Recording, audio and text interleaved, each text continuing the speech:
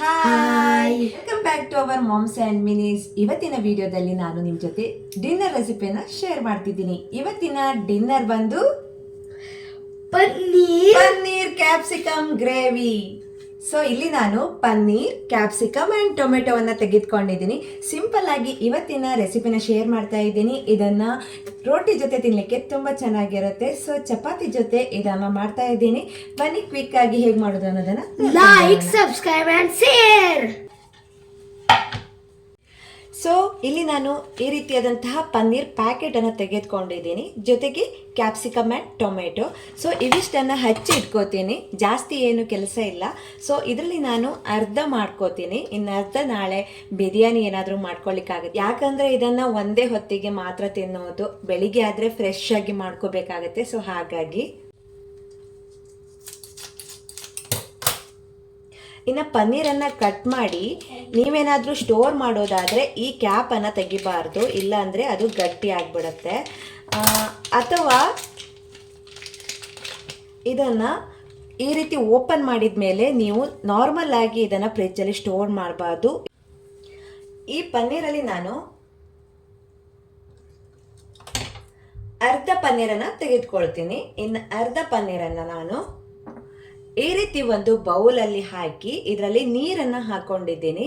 So ನೀರನ್ನು ಹಾಕಿದ ಮೇಲೆ ಈ ರೀತಿ ಒಂದು ಟೈಟ್ ಆಗಿರುವಂತಹ ಕಂಟೈನರಲ್ಲಿ ಮುಚ್ಚಿ ಫ್ರಿಜ್ಜಲ್ಲಿ ಸ್ಟೋರ್ ಮಾಡಬೇಕು. ಆವಾಗ ಈ ಪನ್ನೀರ್ ಫ್ರೆಶ್ ಆಗಿರುತ್ತೆ.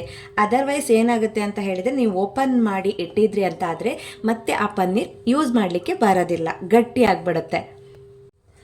ಉಳಿದಿರೋದನ್ನು ಇವಾಗ ಕಟ್ ಮಾಡಿ ಇಟ್ಕೋತೀನಿ.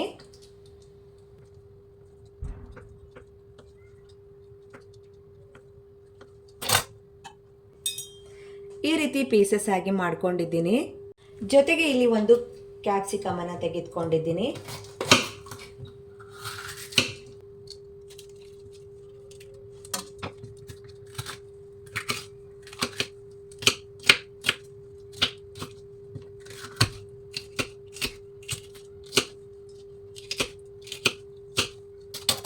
ಇದೇ ಬೌಲ್ಗೆ ಹಾಕ್ಕೊಳ್ತೀನಿ.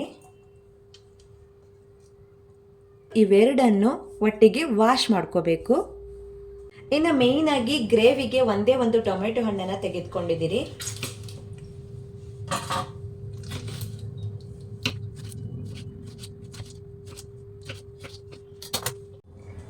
ಸೊ ಇದನ್ನು ಮಾಡಲಿಕ್ಕೆ ಮೊದಲಿಗೆ ಒಂದು ಕಡಾಯಿಯನ್ನು ಬಿಸಿ ಮಾಡ್ಕೋಬೇಕು. ಸೊ ಇದು ಬಿಸಿ ಆದಮೇಲೆ ಸ್ವಲ್ಪ ಎಣ್ಣೆ, ಸ್ವಲ್ಪ ಜೀರಿಗೆ, ನಾನಿಲ್ಲಿ ಸ್ವಲ್ಪ ಸೋಂಪಿನ ಕಾಳನ್ನು ಹಾಕ್ಕೊಳ್ತಾ ಇದ್ದೀನಿ. ಅದರ ಬದಲಿಗೆ ಚಕ್ಕೆ, ಲವಂಗ ಅದು ಕೂಡ ಹಾಕೋಬಹುದು. ಜೊತೆಗೆ ಒಂದು 2 ಒಣಮೆಣಸು, ಸ್ವಲ್ಪ ಕುಟ್ಟಿದ ಬೆಳ್ಳುಳ್ಳಿ. ಸೊ ಇದನ್ನು ಫ್ರೈ ಮಾಡ್ಕೋತೀನಿ. ಒಂದು 4 ಗೋಡಂಬಿ ಕೂಡ ಹಾಕ್ಕೊಳ್ತಾ ಇದ್ದೀನಿ.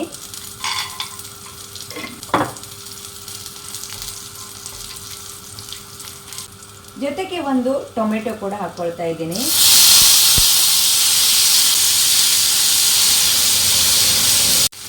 ಸ್ವಲ್ಪ ನೀರನ್ನು ಸೇರಿಸಬೇಕು.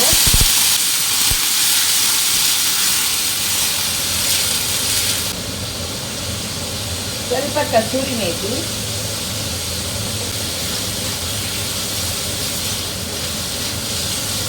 ಸೊ ಚಪಾತಿ ಮಾಡ್ಕೊಳ್ಳೋಣ.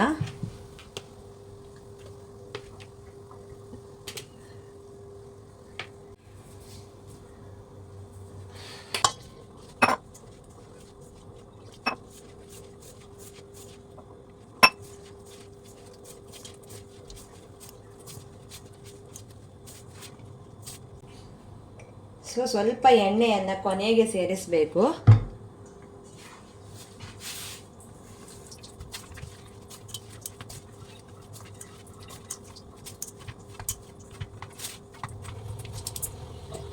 ಒಂದು ಮಿಕ್ಸಿ ಜಾರಿಗೆ ಈ ಫ್ರೈ ಮಾಡ್ಕೊಂಡಿರುವಂತಹ ಮಸಾಲವನ್ನು ರೆಡಿ ಮಾಡ್ಕೊಳ್ಳೋಣ.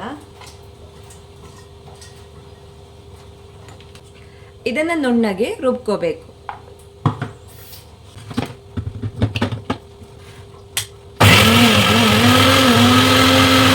ಈ ರೀತಿಯಾಗಿ ರುಬ್ಕೊಂಡಿದ್ದೀನಿ.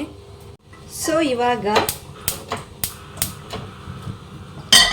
ಮತ್ತೆ ಅದೇ ಕಡಾಯಿಯನ್ನು ತೆಗೆದುಕೊಂಡಿದ್ದೀನಿ. ಸ್ವಲ್ಪ ಎಣ್ಣೆ ಬಿಸಿ ಆಗ್ತಿದ್ದಾಗೆ ಒಂದು ಈರುಳ್ಳಿಯನ್ನು ಹಚ್ಚಿ ಹಾಕ್ಕೊಳ್ತಾ ಇದ್ದೀನಿ. ಇದನ್ನು ಚೆನ್ನಾಗಿ ಫ್ರೈ ಮಾಡ್ಕೋಬೇಕು. ಸೊ ಇದು ಫ್ರೈ ಆಗಿದೆ.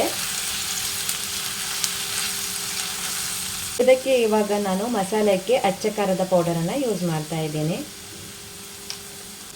ಜೊತೆಗೆ ಕೊತ್ತಂಬರಿ ಪೌಡರ್,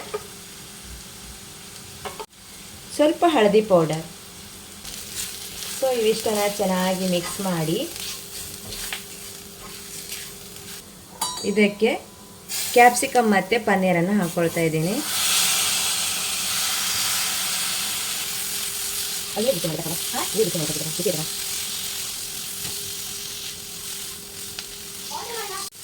ಇದಕ್ಕೆ ಸ್ವಲ್ಪ ನೀರು, ಇಲ್ಲಿ ನಾನು ಬಿಸಿ ನೀರನ್ನು ಹಾಕೊಂಡಿದ್ದೆ.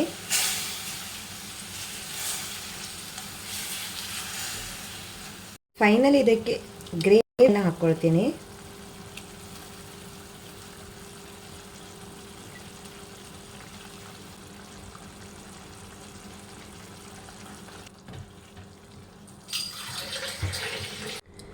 ಸೊ ನೋಡ್ಬೋದು, ಇಲ್ಲಿ ಫೈನಲಿ ಒಂದೊಳ್ಳೆ ಗ್ರೇವಿ ರೆಡಿ ಆಯಿತು.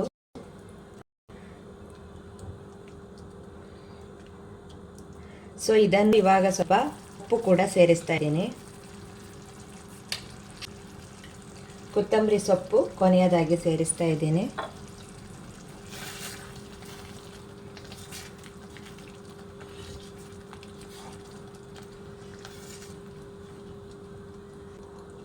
ಗೋಡಂಬಿ ಹಾಕಿರೋದ್ರಿಂದ ತುಂಬ ನೀಟಾಗಿ ಬರುತ್ತೆ. ಇದು ಗ್ರೇವಿ ಅಂತೂ ತುಂಬ ಟೇಸ್ಟಿಯಾಗಿ ಬರುತ್ತೆ. ಟ್ರೈ ಮಾಡಿ.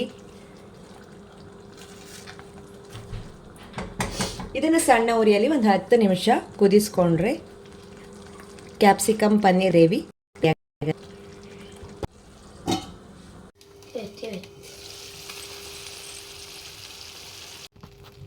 So finally capsicum paneer gravy ready ಆಯಿತು.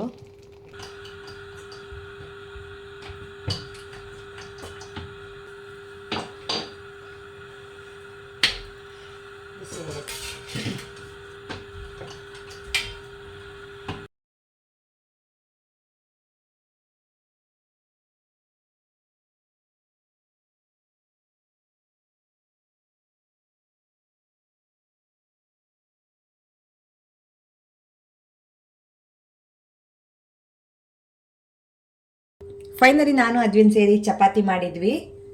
ಸೊ ಇವಾಗ ಪ್ಲೇಟ್ಗೆ ಹಾಕ್ಕೊಳ್ಳೋಣ.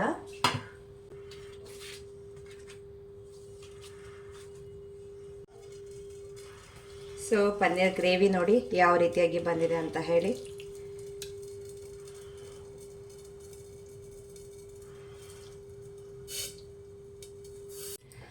ಇನ್ನು ಇದ್ರ ಜೊತೆ ಜಾಮೂನ್ ಇದ್ರೆ ತುಂಬ ಚೆನ್ನಾಗಿರುತ್ತೆ. So finally night dinner ready. ತಗೋ. So finally paneer capsicum gravy ready.